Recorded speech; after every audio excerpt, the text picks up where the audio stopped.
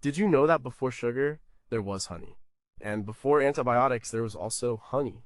For centuries, this golden liquid wasn't just something to sweeten your tea. It was a tool, it was medicine, it was money, it was technology.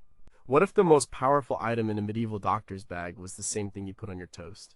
What if a single jar could pay your rent, preserve your food for winter, seal a royal letter, and maybe even save your life? We think of the Middle Ages as a dark and grimy time, but people were clever. They were resourceful. They used what they had, and they had honey. They understood it in ways we've mostly forgotten. Let's look at how they use this everyday substance in ways that feel both ancient and surprisingly modern. Number 21. Could a spoonful of honey save a knight's life? Yes, and it probably did, many times. Today, if you get a bad cut, you go to the doctor and get antibiotics. In the medieval period, a deep gash from a sword or a fall from a horse was often a death sentence. Not because of the wound itself, but because of what came next: infection and gangrene. They didn't know about germs, but they knew that some wounds got hot, smelled bad, and killed you. Their most effective weapon against this was often honey. This wasn't a new idea. The ancient Egyptians were using honey on wounds over 3,500 years ago. The Edwin Smith Papyrus, one of the oldest medical texts in the world from around 1600 BC, has recipes for wound salves made of honey, lint, and grease. The knowledge passed down through the Greeks and Romans right into the hands of medieval healers. A doctor, or a battlefield surgeon, known as a barber surgeon, would clean a wound with wine or vinegar.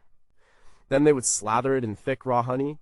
They'd cover it with a clean linen cloth or sometimes even moss, which also has antiseptic properties. Why did this work so well? We now know the science behind it. First, honey is hygroscopic. That's a fancy way of saying it sucks water out of things. Bacteria need water to grow and multiply. When honey is on a wound, it pulls the water right out of any invading bacteria, killing them. It basically dehydrates them to death. Second, honey is very acidic. Its pH is usually between 3.2 and 4.5, which is far too acidic for most bacteria to survive. Think of it like pickling your wound, but in a good way. And there's a third, almost magical property.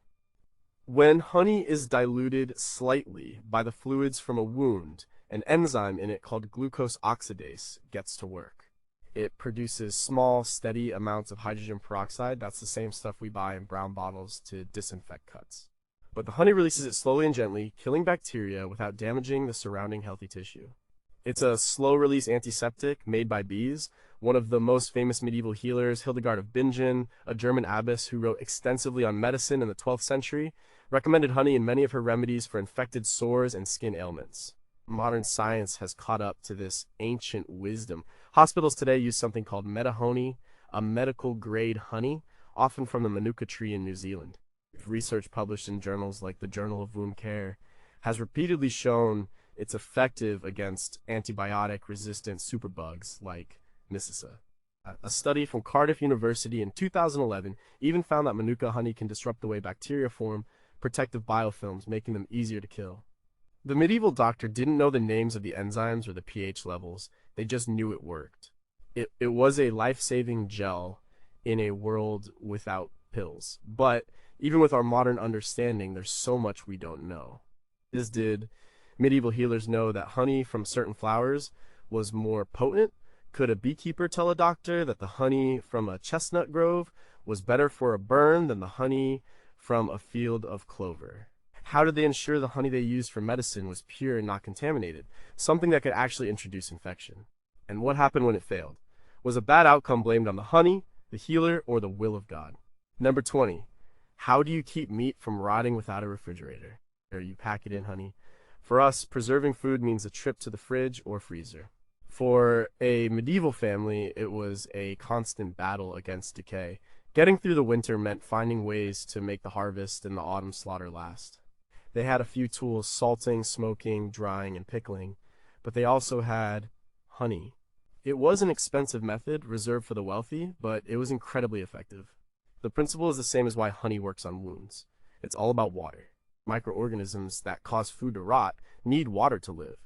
Honey has a very low water content, but a very high sugar content. When you submerge a piece of meat, like a ham or a piece of poultry, in honey, a process called osmosis kicks in. The honey with its low water concentration, desperately wants to equalize with the meat, which has a high water concentration. So it pulls the water right out of the meat cells. It also pulls water out of any bacteria or fungi on the surface. Without water, these microbes can't grow, and the meat is preserved. This wasn't just for meat. People would preserve fruits, especially delicate ones like figs, dates, and pears, by submerging them in honey. It was a bit like making jam, but like without the boiling. The fruit would become intensely sweet and could last for months, providing a vital source of sugar and vitamins in the dead of winter. The Roman writer Pliny the Elder, whose works were still widely read in the Middle Ages, wrote in his Natural History around 77 AD about preserving quinces in honey.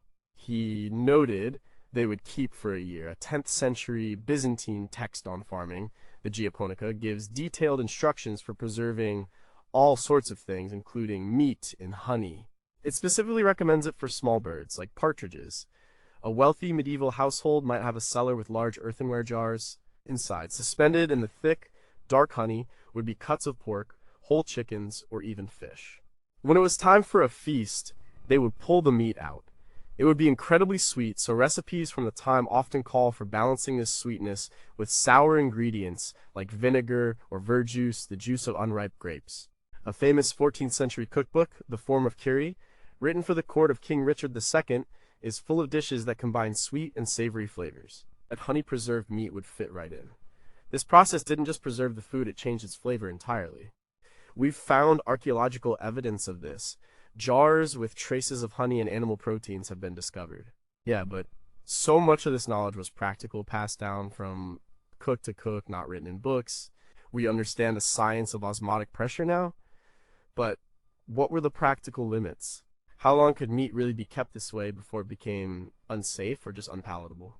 Did they have a preferred type of honey for preserving pork versus, say, fish? And was there a risk of botulism since the anaerobic environment inside a honey pot is perfect for it, or did honey's other properties stop it? We just don't know the master chef's secrets. Number 19, can you drink yourself healthy? In the Middle Ages, you could certainly try. One of the most common medicinal preparations was something called an oxymel. The name sounds strange, but the recipe is simple.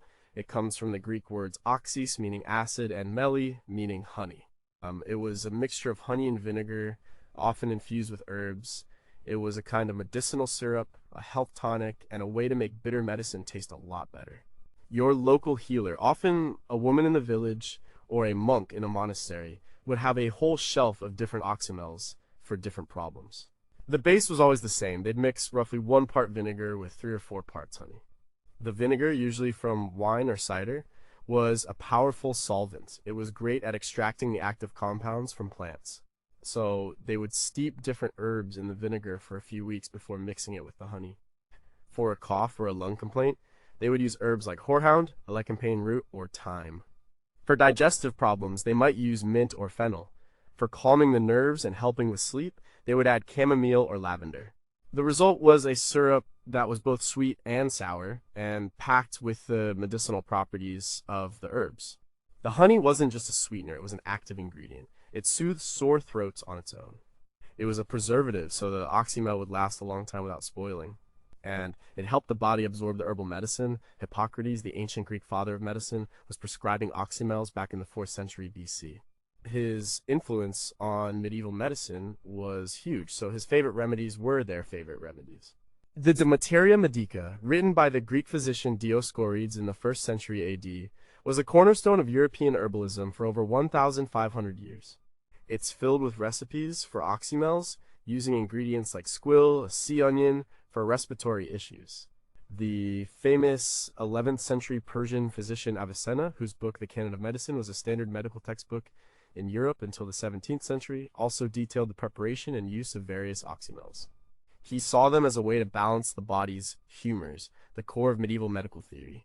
An oxymel was seen as a warming and drying agent, good for ailments caused by too much phlegm, like a chesty cough. So when a medieval person took a spoonful of this sweet and sour syrup, they weren't just taking folk medicine. They were taking what their most learned doctors considered cutting-edge science. Today, herbalists are reviving the art of making oxymels as a natural remedy for coughs and colds. It's a simple, effective, way to get the benefits of herbs like elderberry or echinacea. But what did they get wrong? Did they ever mix poisonous herbs into their oxymels by mistake? How did they standardize the dose when one batch of honey might be thicker or one batch of vinegar stronger than the next? And were there brand name oxymels, with a particular monastery being famous for its powerful lung-clearing recipe that people would travel miles to acquire. The history of these simple home remedies is still full of unanswered questions. Number 18, what was the Gatorade of the Middle Ages? It was probably a simple drink made of honey and water, sometimes with a little vinegar or some herbs added. We forget that for most of history, clean water was hard to find. Rivers were often polluted. Wells could be contaminated, drinking plain water could be risky. That's why people drank so much ale, beer, and wine. The fermentation process killed most of the dangerous pathogens, but you couldn't give ale to a child, and you couldn't work in the fields all day drinking wine. A simple, safe, and energizing drink was needed. The solution was often honey dissolved in water. It was a basic source of hydration, but it was much more than that. The honey made the water taste better. More importantly, the sugars in honey, fructose, and glucose are a direct source of energy. For a farmer, a soldier, or a pilgrim walking for miles, a sip of honey water was a quick energy boost. It was their version of an energy drink. It replenished fluids and provided calories to keep them going. Our Roman soldiers were known to carry a mixture of vinegar and water called posca. It was hydrating, and the vinegar helped kill bacteria in the water. It's very likely that the medieval soldiers who followed them often added honey to this mixture for energy and better taste.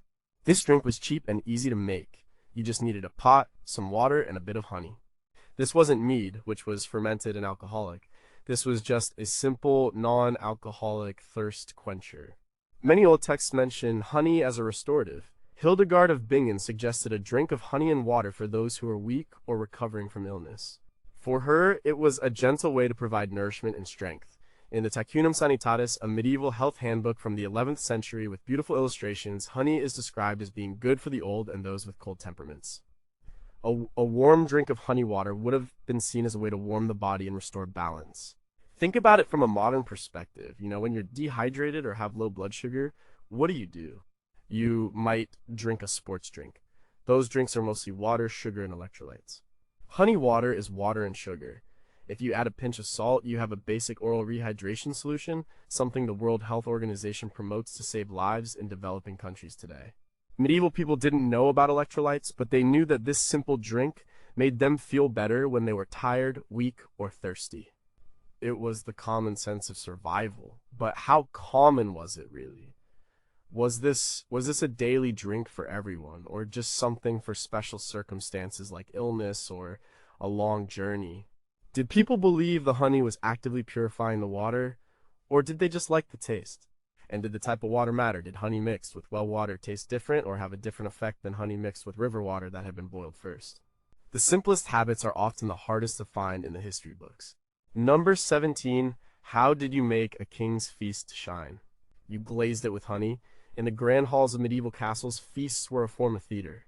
It wasn't just about feeding people, it was about displaying wealth, power, and generosity.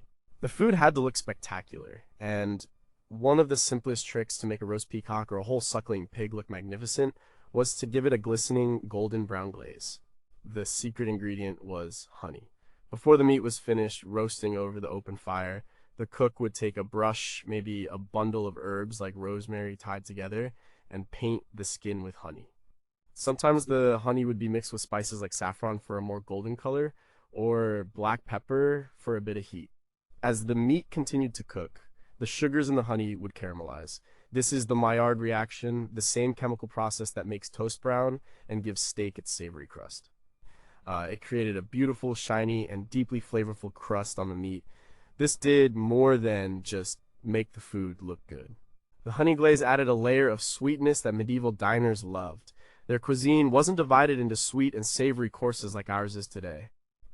They enjoyed mixing flavors. A dish of roasted pork with a sweet honey and spice glaze served with a sour sauce on the side was considered the height of good taste. The famous French cookbook Le Viandier, attributed to Guillaume Tirel, a chef to French kings in the 14th century, includes recipes that call for this kind of treatment for poultry and other meats. It was a mark of a high-status kitchen. Honey was also a key ingredient in the sauces served with the meat. A common type of sauce, like sauce agurtis sweet sour sauce, would be made from wine or vinegar, thickened with breadcrumbs, and then sweetened with a generous amount of honey and flavored with expensive spices like cinnamon, cloves, and ginger. The glaze on the outside and the sauce on the side created a complex layering of flavors. Think about the visual impact. In a dimly lit great hall, lit by torches and a central fire, a servant brings in a huge platter. On it is a whole roasted boar, its skin lacquered to a deep, glossy brown with a honey glaze, maybe with an apple in its mouth. It would have looked incredible. It was food designed to impress. This tradition is still with us. When we eat honey, glazed ham at Christmas, or honey garlic chicken wings, we are eating a direct descendant of these medieval celebratory dishes. We're still using honey to make our food shine, but what were the secrets of a master cook? Did they use different honeys for different meats, knowing that a light floral honey was better for chicken, while a dark, strong buckwheat honey was better for wild boar? How did they control the heat of an open fire to get the perfect caramelization without burning the honey, which can happen very quickly? And were there cheap substitutes like fruit syrup that a less than honest cook might try to pass off as a true honey glaze to save his lord some money? Number 16, could you glue your life back together with honey? Maybe not your whole life, but you could certainly mend a few things. In a world without superglue or synthetic adhesives, people had to make their own glue from what they had around them. This usually meant boiling down animal parts, skin, bones, hooves to make collagen-based glue. But for smaller, more delicate jobs, honey and beeswax were often part of the recipe. Honey on its own is sticky, but it's not a strong, permanent adhesive because it absorbs water from the air and can get runny. However, when mixed with other substances, it could be surprisingly useful. One common use was in a mixture called Fletcher's wax. A Fletcher was a professional arrow maker. Attaching the feathers, the fletching to the wooden arrow shaft, was a critical job. If the feathers came off in flight, the arrow wouldn't fly straight. They needed a glue that was strong, but also slightly flexible so it wouldn't crack on impact. The recipe often involved beeswax and a little bit of honey, sometimes with pine resin added. The mixture would be melted, applied to the base of the feather, and then pressed onto the shaft. It held fast. Honey was also used by scribes and bookbinders. They would sometimes mix a small amount of honey into their ink or paints. This acted as a plasticizer, making the ink flow more smoothly and preventing the paint from becoming too brittle and flaking off the parchment when it dried. A mixture of honey and flour could also be cooked into a simple paste, a bit like the papier-mâché glue kids use in school. It was used for mending tears in paper, or for light bookbinding tasks. Perhaps the most interesting use of honey and beeswax as an adhesive was in art, particularly in a technique called encaustic painting. This ancient technique, used by the Greeks and Romans and revived at various times, involves mixing pigments with hot liquid beeswax and a little resin or honey. The artist paints with this hot, colored wax. The honey would have made the wax mixture a bit easier to work with. The famous fine mummy portraits from Roman Egypt, startlingly realistic portraits painted on wooden boards attached to mummies, were made using this technique. While its peak was before the Middle Ages, the knowledge was not entirely lost, and beeswax-based paints and sealants were common. The 12th century text, De Diversis Artibus, on various arts by a German monk known as Theophilus, presbyter, is a treasure trove of information on medieval crafts. It describes how to make pigments, stained glass, and metalwork. In it, you can find recipes for various cements and adhesives, many of which use natural ingredients like cheese, lime, and egg whites. While he doesn't focus heavily on honey as a primary glue, the principles of using natural binders and sticky substances were central to the medieval craftsman's world. But this is an area where our knowledge is patchy. These were trade secrets passed from master to apprentice, not always written down. How strong were these honey-based glues, really? Could they be used for woodworking, or were they only for light crafts like arrow making and paper mending? Did the stickiness of honey attract pests like ants and mice to the glued objects? And are there famous medieval artifacts sitting in museums today that are secretly being held together by a simple mixture of honey and flour? Number 15. Was there a medieval version of hair bleach? Yes, and honey was a key ingredient, the ideal of beauty in much of medieval Europe, particularly for noblewomen, was to have fair skin and long golden blonde hair. This ideal was celebrated in poetry and art, but of course not everyone was born with blonde hair. So women who wanted to achieve this look turned to what nature provided. They couldn't buy a box of chemical dye at the store. Instead, they made their own hair lightening concoctions at home. One of the most popular methods involved honey. Women would mix honey with water or olive oil and apply it to their hair. Then they would sit in the sun for hours, often wearing a wide brimmed hat with the crown cut out, so their hair was exposed to the sun while their face was protected from a tan which was associated with peasants who worked in the fields. This method worked, slowly but surely. We now know the science behind it. It's that same enzyme again, glucose oxidase.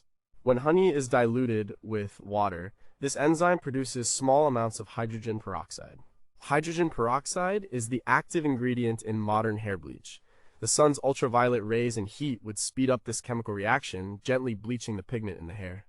It wouldn't turn a brunette into a platinum blonde overnight, but over many treatments, it could significantly lighten the hair, giving it golden or reddish highlights. It was a slow, natural, and gentle way to achieve the desired look. Lemon juice was another popular ingredient used for the same purpose. The collection of women's health and beauty secrets from the 12th century, known as the Trotula manuscripts from Salerno, Italy, contains various recipes for cosmetics, skincare, and hair care.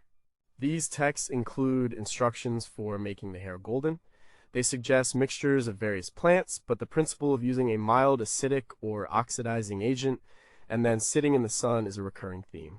Honey, with its natural peroxide production, fits perfectly into this tradition. It also had the added benefit of being a great conditioner. Honey is a humectant, meaning it attracts and holds onto moisture. So, while it was lightening the hair, it was also making it soft and shiny, not dry and brittle like harsh chemical bleaches can.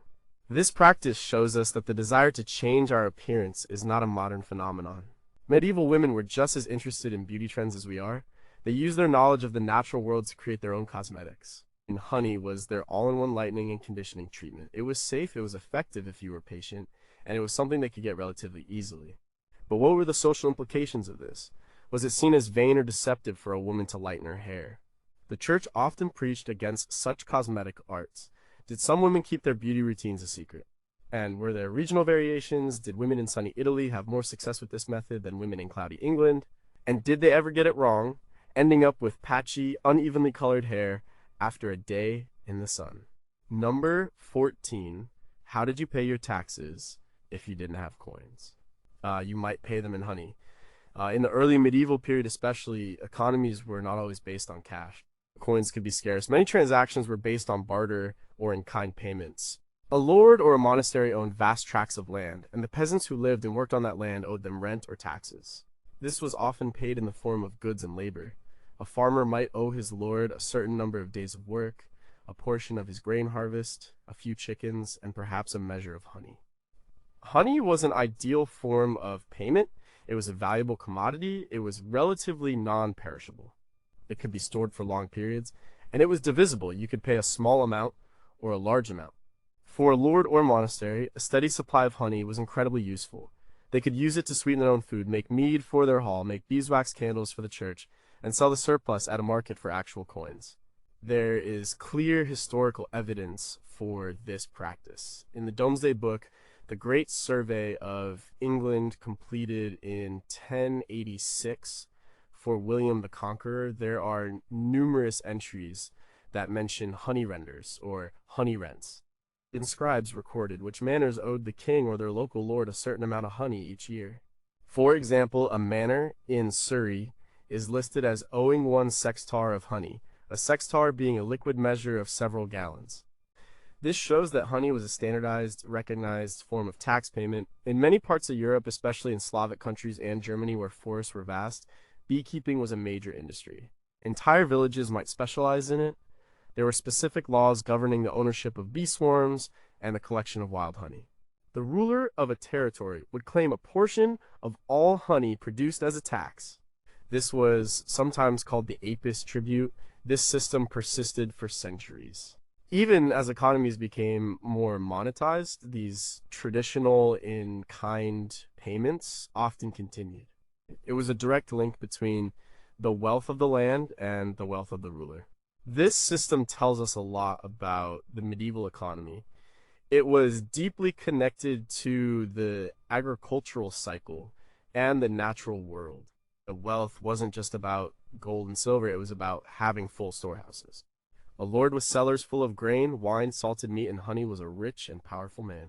He could feed his household and his soldiers through the winter. Paying taxes and honey wasn't a sign of a primitive economy.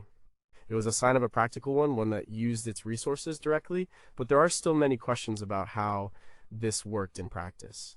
How was the quality of the honey assessed? Was there an official honey taster to make sure the peasants weren't handing over low-quality, watery honey? How was the honey measured? Was there a standard-sized jar or cask that everyone used? And what happened if the bees had a bad year due to poor weather? Could a peasant get an extension on his honey tax, or would he fall into debt to his lord? Number 13. What did the gods drink? They drank mead. And in the medieval world, so did everyone else, from Viking warriors to Anglo-Saxon kings. Mead is one of the oldest alcoholic beverages known to humanity. At its most basic, it's just honey and water, fermented with yeast. It is, in essence, honey wine, and for much of the early Middle Ages, especially in Northern Europe where grapes couldn't be grown, mead was the drink of choice for the elite. The process of making it is simple. You mix honey with water to create a sweet liquid called must. Wild yeasts are naturally present in honey and in the air, but a brewer would often add their own yeast culture to get a more reliable fermentation. The yeast consumes the sugars in the honey and produces alcohol and carbon dioxide. After a few weeks or months of fermenting, you have mead. The strength and flavor could vary enormously depending on the ratio of honey to water, the type of honey used, the type of yeast, the fermentation time, and any other ingredients added. Fruits, spices, or herbs were often included to create different varieties, known as melomels with fruit, or metheglins with spices or herbs. Mead was more than just a drink. It was a huge part of the culture. In Norse and Anglo-Saxon societies, the great hall of the king was called the mead hall.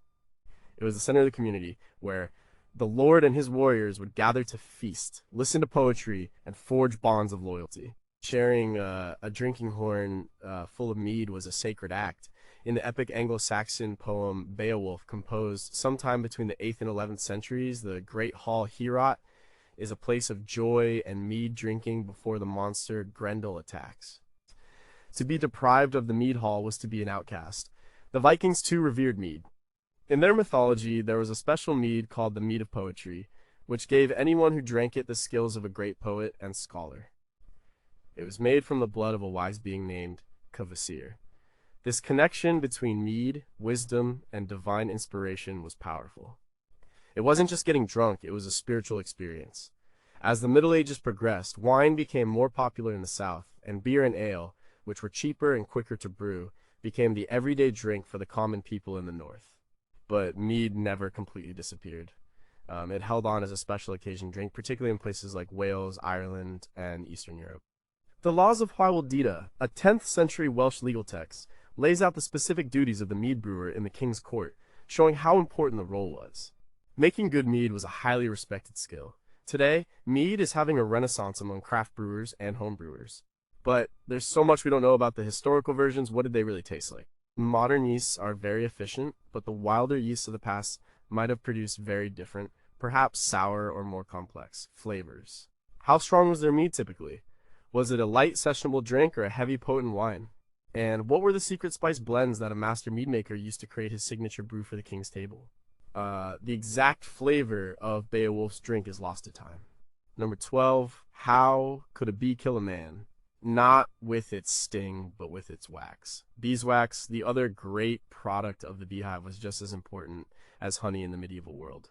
And one of its most critical uses was in warfare, specifically for protecting and maintaining the bowstring of the longbow.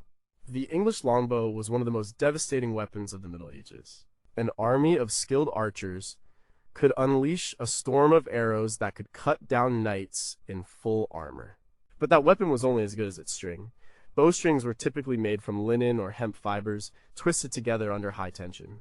These natural fibers were vulnerable to one thing above all else: water. A wet bowstring would stretch, lose its power, and eventually rot and snap. An army of archers with useless bows was no army at all. The famous English victory at the Battle of Agincourt in 1415 was fought in the rain and mud. The French crossbows, with their more complex mechanisms and steel strings prone to rust, struggled in the conditions. The English longbowmen, however, had a simple trick. They protected their bowstrings with beeswax. An archer would carry a small cake of beeswax with him at all times. He would regularly rub the wax up and down the length of the string, working it deep into the fibers. The wax created a waterproof barrier, repelling rain and moisture and keeping the string dry, taut, and powerful. It also lubricated the fibers, reducing friction and wear as the string was drawn and released hundreds of times in a battle.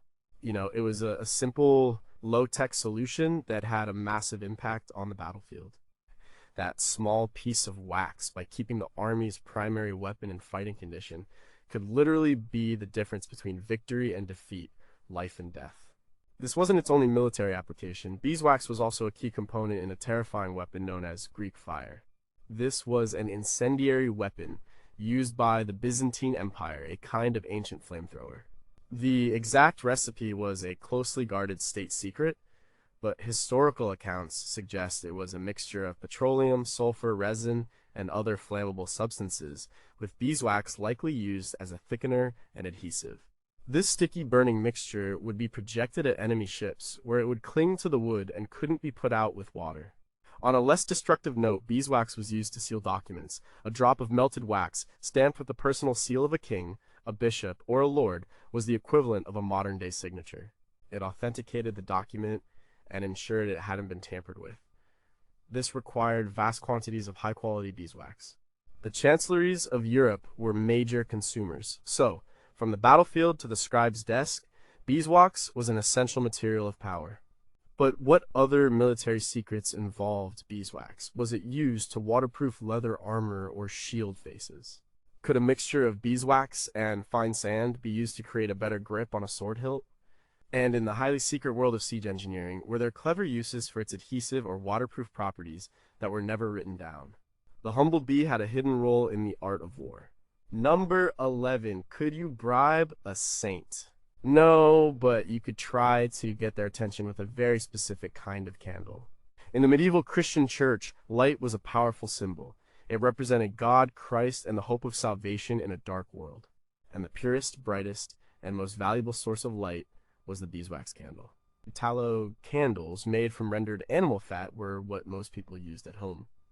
They were cheap, but they sputtered, smoked, and smelled bad. Beeswax candles, by contrast, burned with a clean, bright, steady flame and gave off a faint, sweet smell of honey. The church considered the beeswax candle to be symbolic. The wax was produced by virgin bees, so it represented the pure flesh of Christ, born of the Virgin Mary. The wick inside represented his soul, and the flame represented his divine nature. Because of this powerful symbolism, beeswax was the only material considered worthy for the candles used on the altar during Mass. This created a huge and constant demand. Monasteries, which were often major centers of beekeeping, could supply some of their own needs, but cathedrals and large parish churches had to buy enormous quantities of wax. This is where the connection to the saints comes in. A common practice for ordinary people was to make a votive offering. If you were sick, or your child was sick, or you were about to go on a dangerous journey, you would pray to a particular saint for intercession, to show your sincerity and to thank the saint.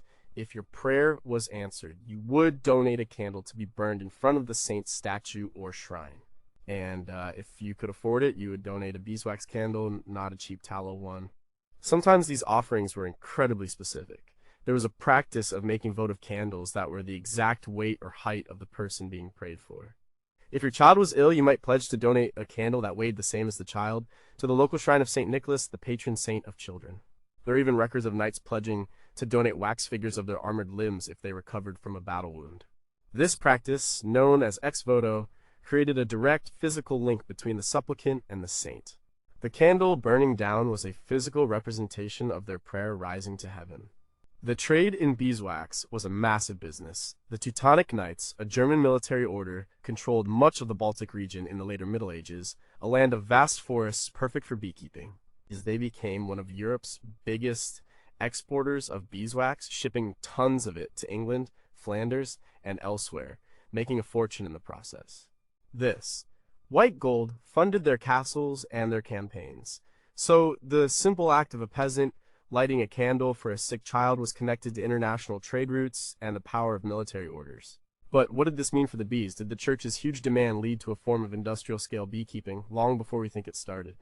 Were there wax counterfeiters who tried to pass off tallow mixed with a bit of beeswax as the pure stuff to unsuspecting pilgrims?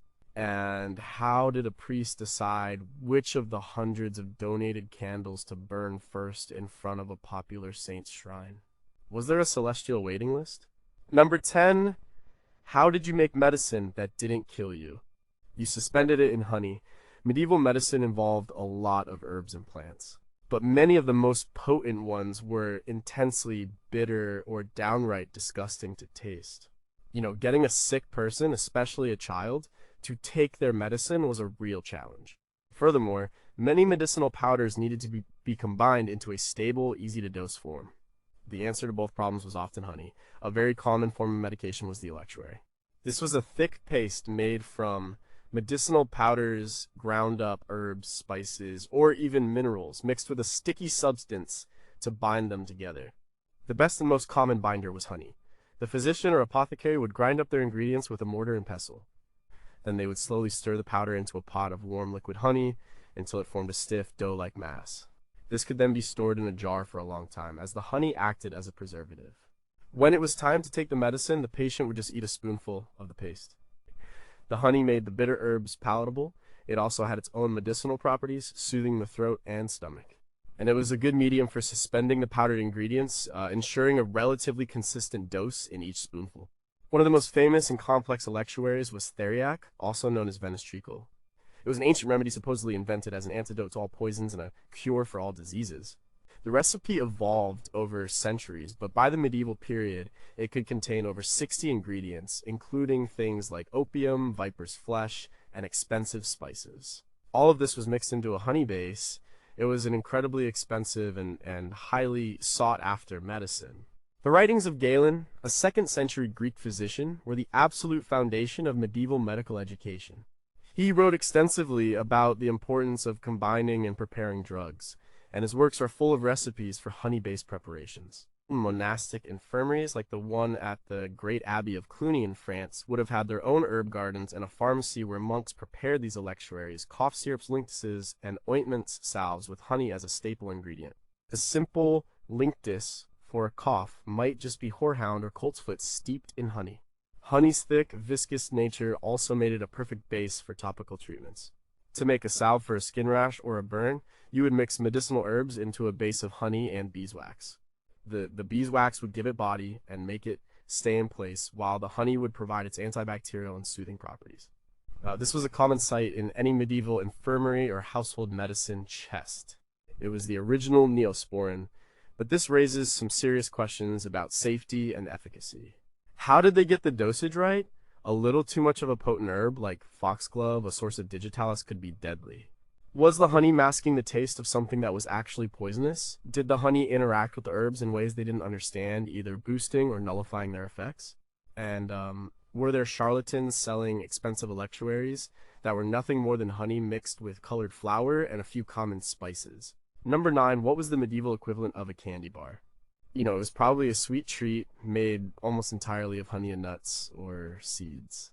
With refined sugar being an incredibly expensive and rare luxury until the very end of the Middle Ages, honey was the primary sweetener for any kind of confection. To medieval cooks and confectioners, especially those in wealthy households or monasteries, came up with all sorts of honey-based sweets. One of the most common types of confection was a simple honey and nut cake. This could be something similar to a modern nougat or marzipan. They would grind up almonds or walnuts into a fine paste and then mix it with thick honey. This paste could be shaped into balls, squares, or even elaborate sculptures for a feast. The famous 13th century Spanish Muslim cookbook, known as the Anonymous Andalusian Cookbook, has recipes for all sorts of sweets made with honey, almonds, pistachios, and flavored with rosewater or orange blossom water. These confections were part of the rich culinary tradition that flowed from the Arab world into Europe, especially through Spain and Sicily. Another popular treat was gingerbread, but medieval gingerbread was not the crisp, cookie-like substance we know today. It was a dense, sticky cake made from breadcrumbs, honey, and a huge amount of ginger and other spices. A recipe from the 14th century calls for a quart of honey to a pound of breadcrumbs, which gives you an idea of how central the honey was. It was then pressed into a mold and allowed to set. These gingerbread cakes were often gilded with gold leaf for special occasions, making them a truly luxurious dessert. Fruits could also be candied in honey. Slices of orange peel, quince, or ginger root would be gently simmered in honey until they became translucent and saturated with sugar. These candied fruits, known as suckets, would be served at the end of a banquet as a digestive aid and a final display of sweetness and wealth. The honey not only sweetened the fruit but also preserved it, so these treats could be made in the autumn and enjoyed all winter long. These weren't just for the rich. Simpler versions would have been made in ordinary homes. A farmer might mix honey with toasted oats or seeds to make a simple, energy-rich cake to take into the fields.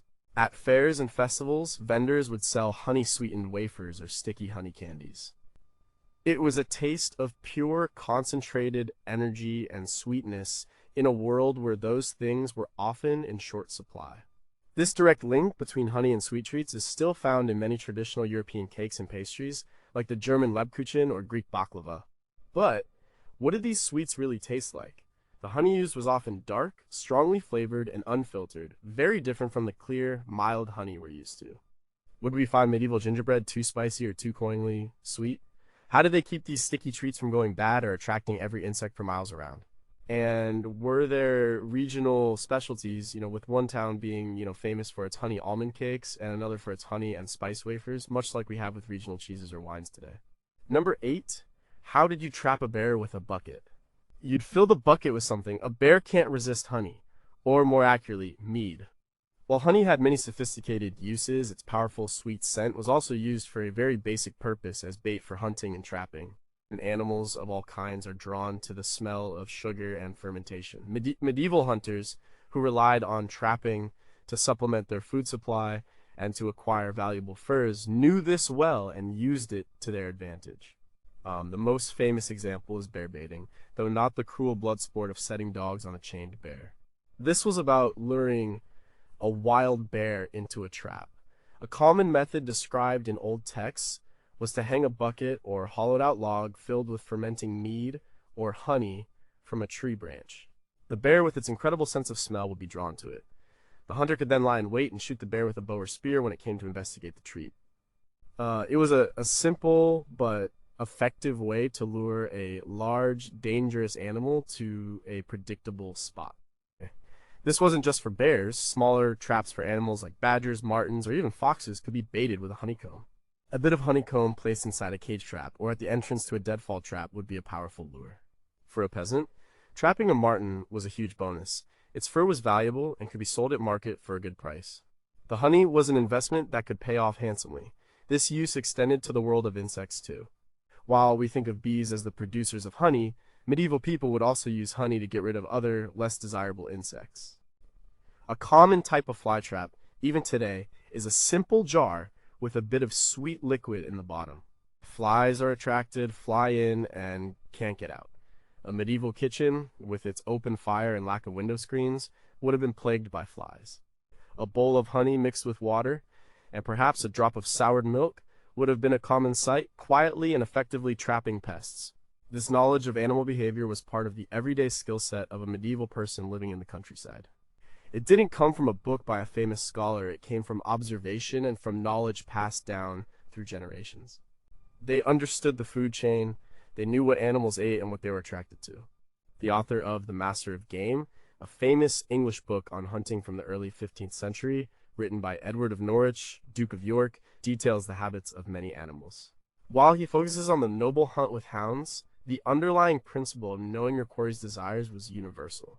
Using honey as bait was just a simple application of this deep, practical knowledge of the natural world. But this practical knowledge leaves behind very little evidence. How widespread was this practice? Was it a common trick used by every poacher, or was it a more specialized technique? Did hunters have secret recipes for their bait, mixing honey with other smelly ingredients like fish guts or animal blood to create an irresistible lure for specific animals? And did it ever backfire? Did a hunter trying to trap a marten end up face to face with a very angry bear drawn by the same sweet smell? Number 7. Could beeswax make you a better scribe? Yes, in a few surprising ways. Imagine being a monk in a medieval scriptorium. Your job, day in and day out, is to copy text by hand onto expensive parchment made from animal skin. It's slow, painstaking work. Any tool or technique that could make the job a little easier or the final product a little better was incredibly valuable. Beeswax was one of those humble but essential tools. First, scribes would use a piece of beeswax as a form of eraser. Parchment is tough, but you can't just erase a mistake made with ink. However, if an error was noticed immediately while the ink was still wet, it could be quickly blotted. For a dried mistake, the scribe would use a sharp knife to very carefully scrape the thin layer of ink and parchment off the page. This would leave the surface rough and fuzzy, and new ink would bleed on it. To fix this, the scribe would rub a hard, smooth object, like a polished stone or a boar's tusk, over the spot to flatten the fibers back down. Often they would first rub a tiny amount of beeswax or a waxy substance onto the scraped area. This helped to reseal the surface of the parchment, a process called sizing, allowing them to write over the mistake without the ink feathering out. Beeswax was also used to prepare thread for bookbinding. Once the pages of a book were written and illustrated, they were stitched together. A scribe or bookbinder would take a length of linen thread and run it through a lump of beeswax. This waxed thread was much stronger and more durable than unwaxed thread. It was waterproof, so it wouldn't rot. It was also stiffer and smoother, making it much easier to pass through the holes punched in the gatherings of pages. It didn't tangle as easily, and it held a knot better. Every beautifully bound medieval manuscript that survives today is held together by this kind of strong, waxed thread. Finally, beeswax played a role in creating temporary writing surfaces. Before paper was common, parchment was the main option, but it was too expensive for taking notes, drafting texts, or for students learning to write.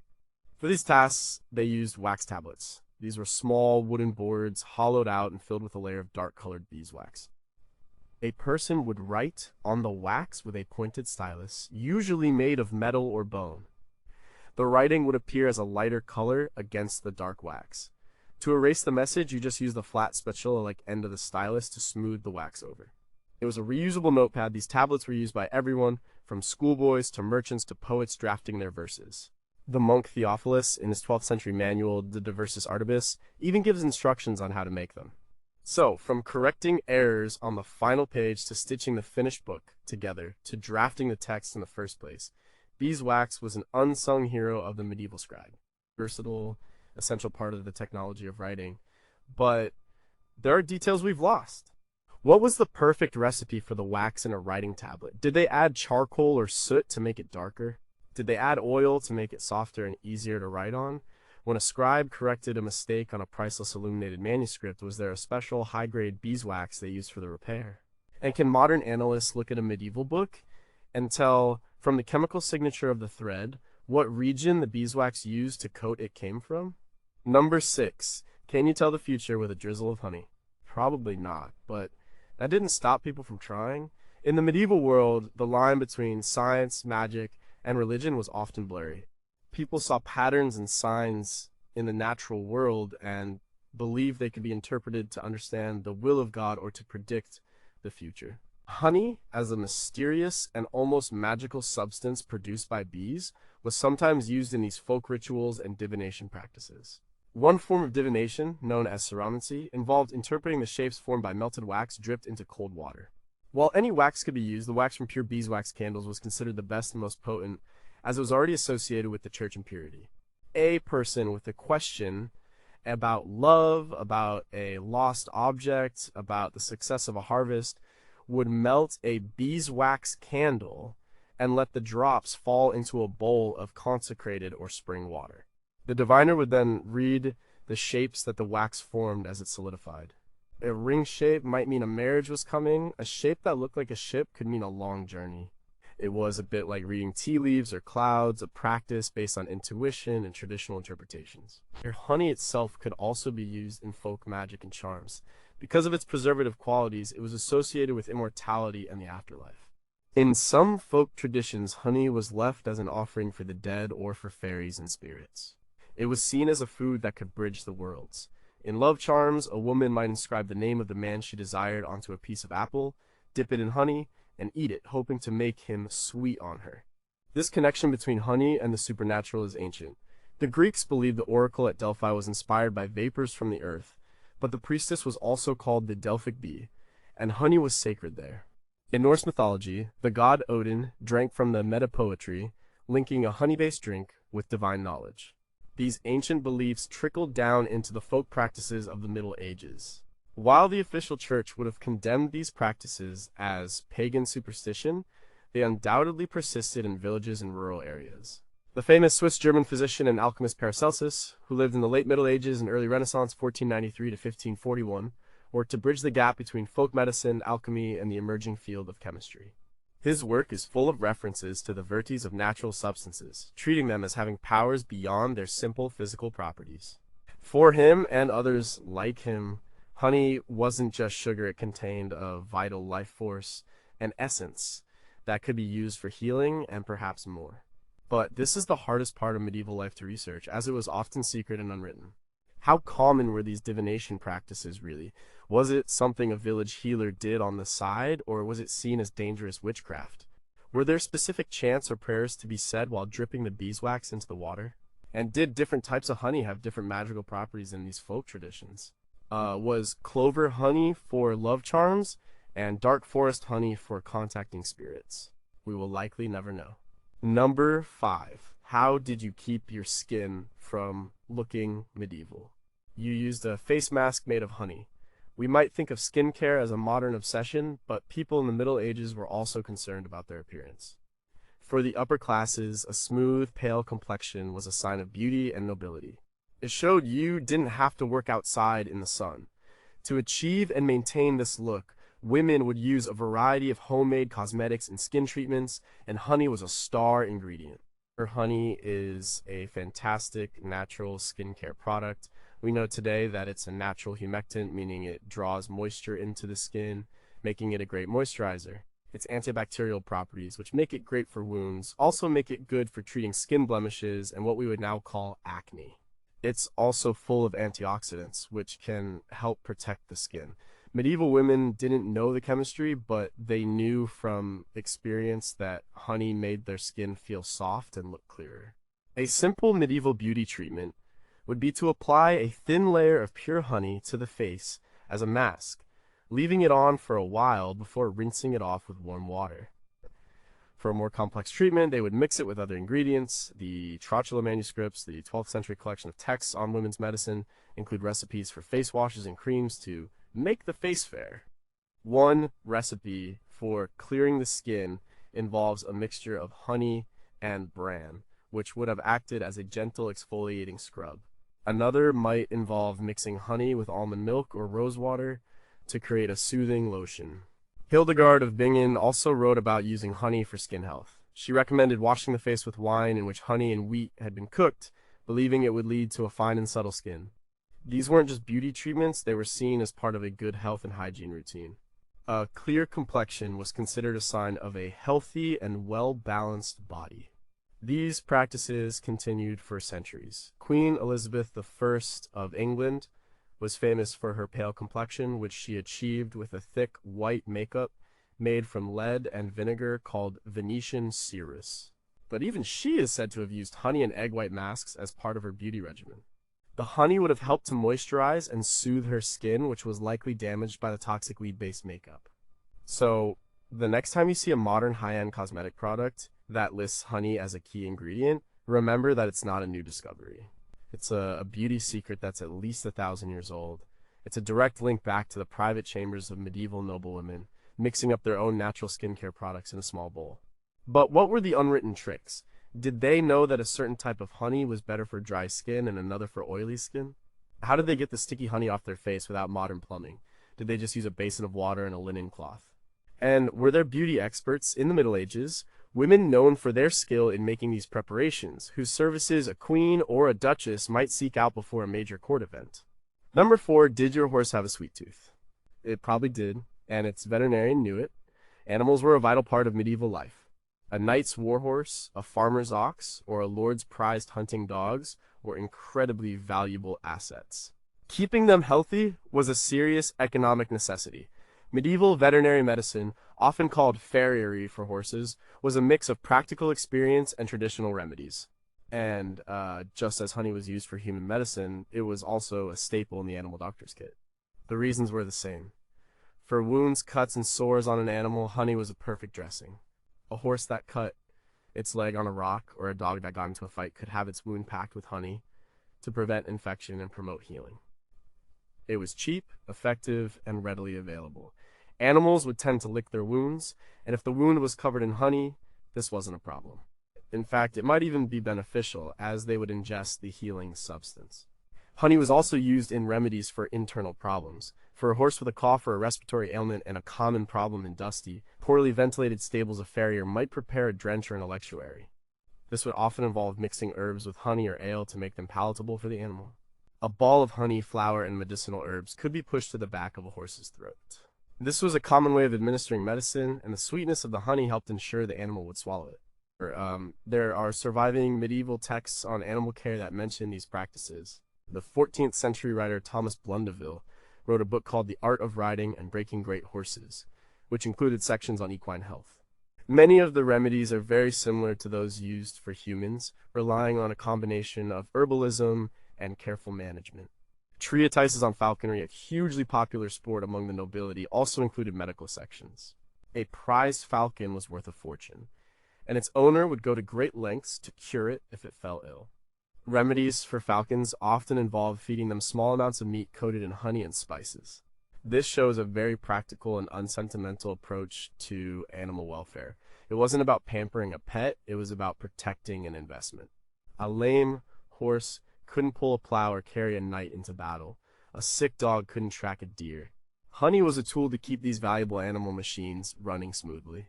It was good practical medicine applied across species, but our understanding of medieval veterinary care is still incomplete.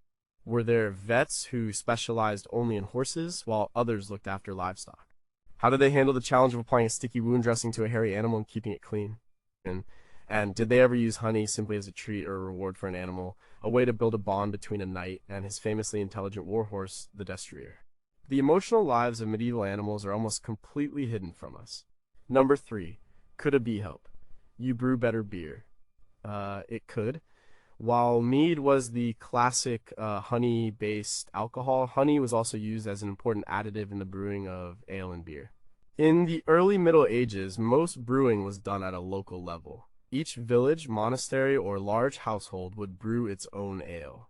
The quality and strength could vary wildly. One way to ensure a stronger, more reliable, and better tasting ale was to add a bit of honey. This practice was known as braggot or bracket. A braggot was an ale or beer that had been brewed with a significant amount of honey, often with spices added as well.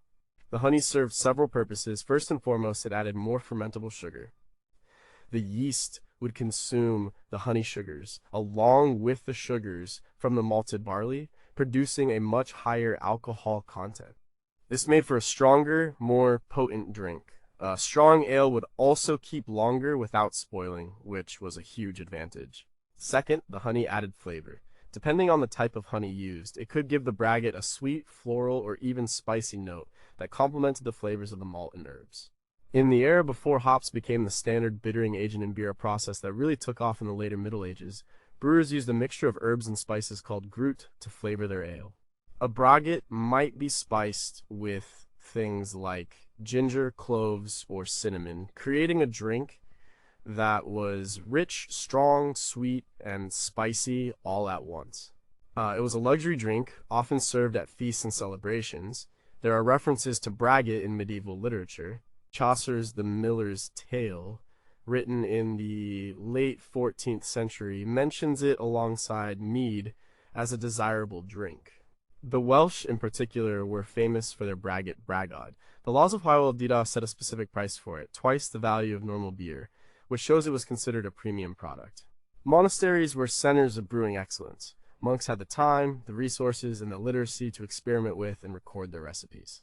It is very likely that monastic brewers were masters of making braggot, using honey from their own hives to create special, strong ales for important feast days or for honored guests. Adding honey was a way to elevate a simple, everyday drink into something special. It was a brewing secret weapon, but how much of a secret was it? Was the recipe for a famous monastery's braggot a closely guarded secret, like the recipe for chartreuse liqueur is today? Did brewers understand that adding honey would boost the alcohol, or did they just know it made the ale better and more stable? And as hops began to replace Groot in beer, did the practice of making sweet, spicy braggot fall out of favor because it clashed with the bitter taste of the hops? The history of beer is full of these evolutionary dead ends. Number 2, was honey a weapon of the poor? It could be. We've talked about how lords collected honey as taxes and how knights used beeswax in war. But for the ordinary peasant or poacher, bees and their honey could also be a form of resistance, a tool for survival, and even a weapon. This was the world of wild honey in the bee tree. Not all bees were kept in man-made hives called skeps. Huge numbers of bee colonies lived in the wild, in hollow trees in the vast forests that covered much of medieval Europe. These forests were usually owned by a king or a local lord. The game in the forest, the timber, and even the wild bees and their honey were technically the lord's property. A peasant was forbidden from hunting deer or cutting down trees, and in many places they were also forbidden from taking honey from a wild bee tree. This was called bee lining or tree beekeeping, and it was a specialized skill. A bee hunter would track bees back to their hive, often by capturing one and watching its flight path, then chop down the tree or smoke out the bees to get the honey and wax. For a peasant living on the edge of starvation, a large colony of wild bees was a treasure trove. The honey was a source of calories and a valuable trade good. The wax could be made into candles or sold. Taking this honey from the lord's forest was a form of poaching, a risky but often necessary act of defiance. It was a way of taking back a small piece of the wealth of the land. There are records of medieval forest courts prosecuting people for the crime of illegally taking wild honey. The bees could also be used more directly as a weapon.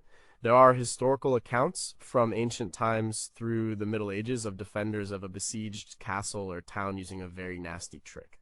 They would take their straw skep hives, agitate the bees until they were furious, and then drop or catapult the hives down onto the heads of the soldiers trying to scale the walls.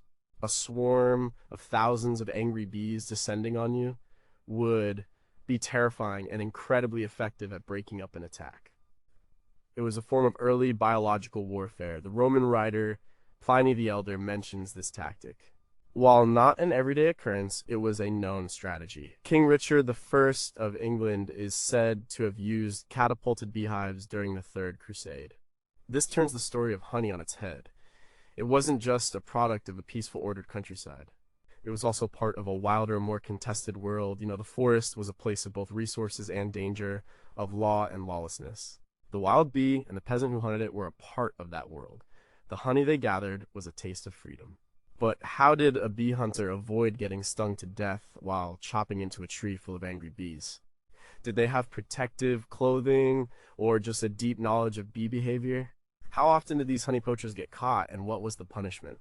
And are there any accounts of a siege being successfully broken just by the use of bees as a weapon? It's the history of the common person, and it's the hardest to find. Number 1, what holds the world together? In the medieval worldview, the answer was a complex web of divine order, social hierarchy, and natural law. But in a very literal physical sense, one of the things that held their world together was beeswax. We've seen how it was used for specific tasks, but its most fundamental use was simply as a sealant, a waterproof coating, and a lubricant. It was the original multi-purpose material. Think of a medieval ship. Its wooden planks had to be sealed to keep water out. The process of caulking involved stuffing fibers like hemp into the seams between the planks and then sealing it all with a hot, waterproof substance. This was usually a mixture of pine tar and pitch, but beeswax was often a key ingredient, making the mixture more pliable and durable. The ropes and rigging of the ship would also be treated with a waxy, tarry mixture to protect them from the constant exposure to salt water. Without this waxy protection, long-distance sea travel would have been impossible. Think of a simple leather bucket, a pair of shoes, or a soldier's leather armor. To make leather water resistant and to keep it from drying out and cracking, you had to treat it. A mixture of beeswax and oil, called dubbin, would be rubbed into the leather. This was essential for anyone who had to work or travel in the damp, rainy climate of much of Europe. It was basic, everyday maintenance that kept essential equipment functional. In the craftsman's workshop, beeswax was a constant companion. A woodworker would use it to lubricate the threads of a wooden screw or to give a finished piece of furniture a protective, lustrous polish. A metalworker might use it as a resist in etching.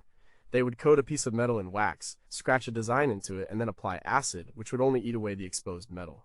This technique, used for decorating armor and other fine metalwork, relied on wax's ability to protect the surface. This use of beeswax as a fundamental, all-purpose stuff is a great example of how medieval people used natural materials in ingenious ways. They didn't have a vast array of specialized synthetic polymers and chemicals like we do. They had a few key substances: wood, leather, iron, wool, and things like honey and beeswax, and they learned to do 1,000 different things with them. Beeswax was their version of WD-40 wood sealant, leather conditioner, and modeling clay, all in one. It was one of the basic materials that held their physical world together. The Cera di Cupra, a famous Italian skin cream, still uses Cera wax as its base, a tradition stretching back to these ancient uses. But what other clever everyday uses for beeswax have we completely forgotten? Did they use it to waterproof cloth for cloaks or bags? Did they use it to help preserve food by sealing the tops of storage jars? And what was the process for refining beeswax on a large scale? How did they get from a messy, honey-clogged honeycomb to the pure, clean blocks of wax needed by a craftsman or a church? The most common and fundamental technologies are often the ones we know the least about. They were so obvious to the people of the time that no one bothered to write them down.